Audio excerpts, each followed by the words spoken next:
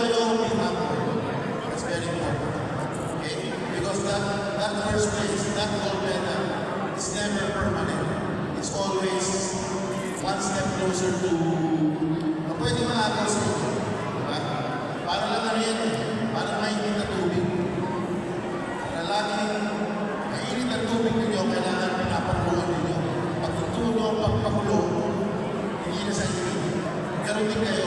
Kung hindi kayo mensahe, hindi na rin kayo gagawin. So ngayong hapon, gusto kong pasalamatan, of course, the City of Tagaytay for hosting the championships.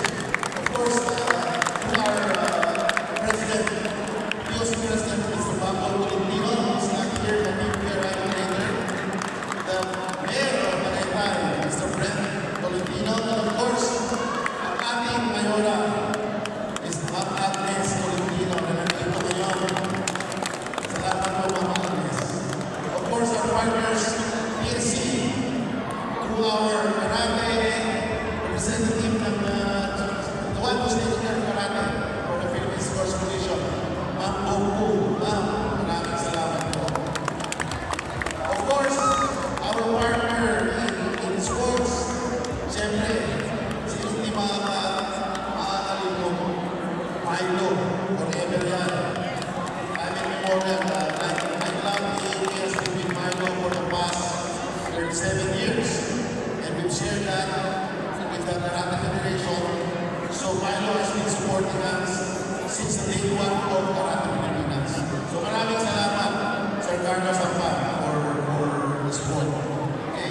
Of course, I would like to thank my co-officers here in Karate Pilipinas, starting off with my Vice President, Mr. Leandro Vasquez, my Secretary General, Mr. Alan Pangasay, our board directors, our regional director, maraming salamat sa inyo sa ating support sa isa't isa para mapapabot natin itong ating posisyon ngayon. At of course, I would like to thank also ating mga kasamahan sa POC, siyempre si Mr. Alex Kulit, Judo, Paolo Caponcha, ng Sampo, and of course, si Don Carigal ng POC na lang, POC, okay, Board of Director, POC si Mr. Don Carigal. So maraming salamat sa inyong lahat.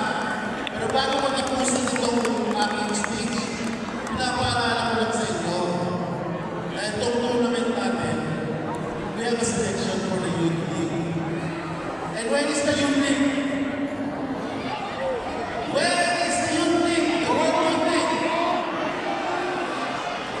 May 14 to 17 at the SM Olong Asia Arena.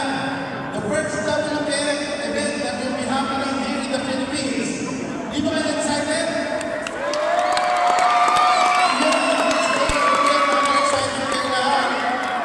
Okay, so yung ating mga maglalaro na 17 at 12 to 17 years old, galingan ninyo ngayong araw na to. Pag nanalo kayo, Karate Pilipinas will take care of you with your entry during the entry ng World Youth League. Okay? So yung sa mga natatalo, kung ulit yung try and try. Okay, hindi ba? Okay? And the last minute, I would like to thank our technical officials.